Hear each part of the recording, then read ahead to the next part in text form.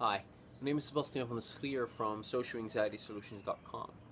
I'm an ex-social anxiety disorder sufferer, and in this video I want to talk a little bit about the importance of making a commitment to overcoming your social anxiety.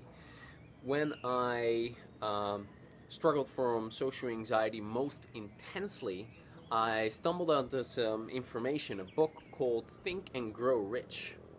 Or rather, someone told me about a passage in that book, and the author of that book, Napoleon Hill, was talking about creating a definite major purpose. And how I understood that at the time was that you set a goal for yourself, and when you set that goal for yourself and you commit to it and you decide, hey, I'm gonna go for this goal and I'm gonna achieve this no matter what, even if it's the last thing in my life, even if I only achieve it on my deathbed, I'm gonna keep going until I have achieved that. And what the author says is that when you do that, some kind of energy comes free, and once you have that absolute commitment, magical things start happening. The people start showing up, the resources start showing up, and you're really going to make it happen. So what I did at the time, that really strengthened me. I'm like, okay, so my brain, my subconscious can become convinced of something, and when I have that single target, that single focus, and I keep going at it continuously with all that I have, then I will achieve that goal. Great. Then I'm going to go for, I want to feel completely comfortable and relaxed and at ease in any social situation, be able to be myself and freely speak to whoever. And I made that the goal. It's been challenging and stuff has come up, but I've been able to achieve that. And because I made that commitment, whenever challenging things came up, I always return to, hey, I've got this goal, I know where I'm going, and these things that come up are just part of the challenge. So here's an example. So I used to have a massive problem with blushing and becoming ashamed and so on. And 5 weeks ago I started a podcast called Social Anxiety Solutions, which you can find in iTunes. And on the first show I'm interviewing Emma, who's a therapist who had dealt with the same issue. And we were talking about how it's such a journey to overcome your both your social anxiety but also your shame problem, and that it's a very persistent thing, and then when you're in it, it can really, when you re-experience it after not having experienced it for a long time, it can really feel like it is like you're back to square one.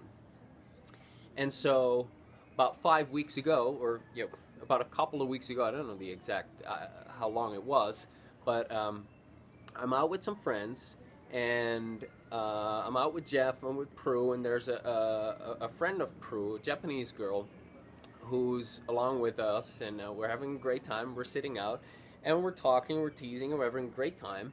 And eventually, she looks at me and she says, "Your face looks funny." And at the exact same time, Jeff starts laughing. And for some reason, I don't know why, this triggered me massively. And I became massively ashamed and uncomfortable. And because what I do, because of what I do, I'm a personal coach specialized in helping people overcome social anxiety. I know, whoa, something triggers me. So immediately I start tapping, and I share, wow, that really got me embarrassed, and they're laughing, and I'm like, wow, this is great, free therapy for me, thank you. And I decide to tell a couple of stories of things I was really ashamed of and embarrassed of. And as I do, I keep tapping and I keep tapping, and this kind of becomes a theme for the evening. And throughout the evening, throughout me telling those stories, that shame came up for me, and I'm telling it, and I'm doing the tapping. And as I do, stuff like that gets released. Now, I'm living in the Philippines, and my mom and her partner came over for the first time ever to the Philippines, and I've been living abroad for about 8 or 9 years. And yesterday we go out, and we're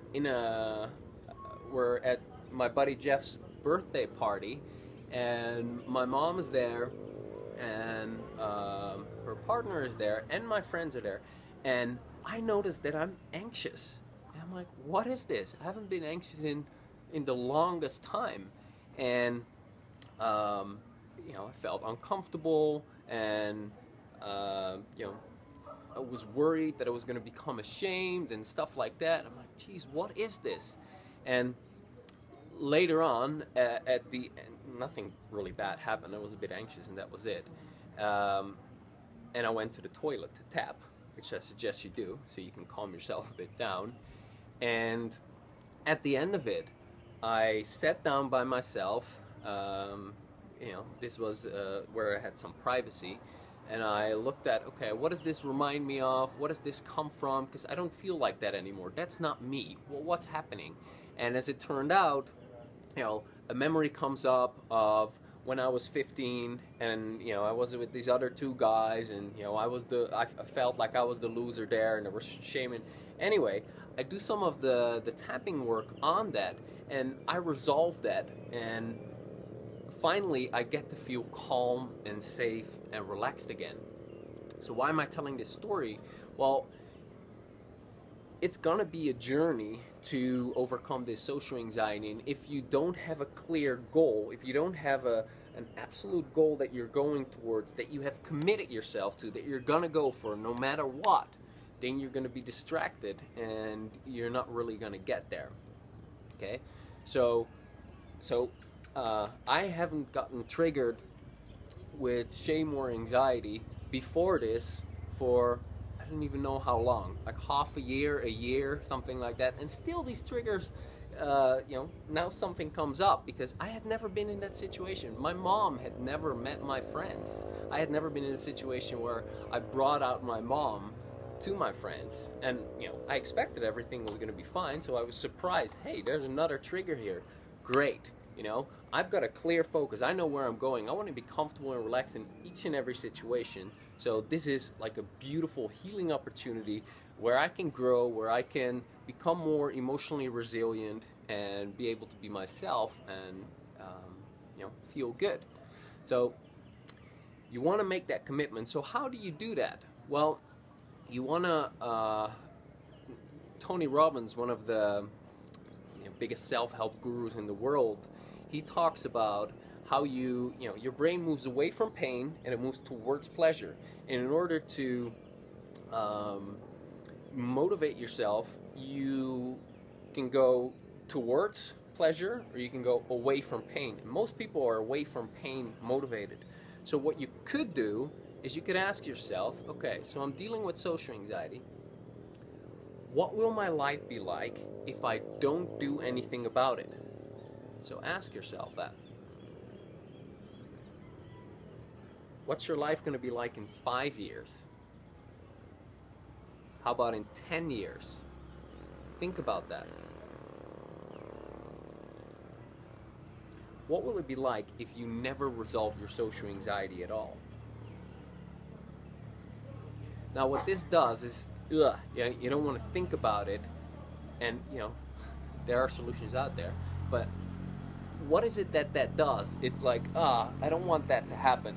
I need to do something about it. And then you want to have the positive, the towards, the pleasure motivation. Well, why do you want it? What is it that you want exactly? And you could take the example of to be calm, comfortable, and relaxed around others that I just gave you. Being able to be myself with others. And then come up with reasons why. Why do you want that? How's your life going to improve? What will your life be like if you take 30 minutes of action every day in a year from now? What is it going to be like in 5 years from now? If you take 30 minutes of action, and there's so many solutions out there these days, how's your life going to improve? What's going to happen when you make that absolute commitment that social comfort, social confidence is yours? And then you commit to it. And the more reasons you come up with for why it is that you want that goal, the stronger that pull becomes. Okay? And you want to write that down ideally, because there's something about writing down on a piece of paper why you want it. And then when you have the away from motivation plus the towards motivation, and you write out what it is that you want and what it will look like and how it will feel. Then you have a really strong pull. And then you make a decision. Boom, I commit. I'm going to go for it no matter what.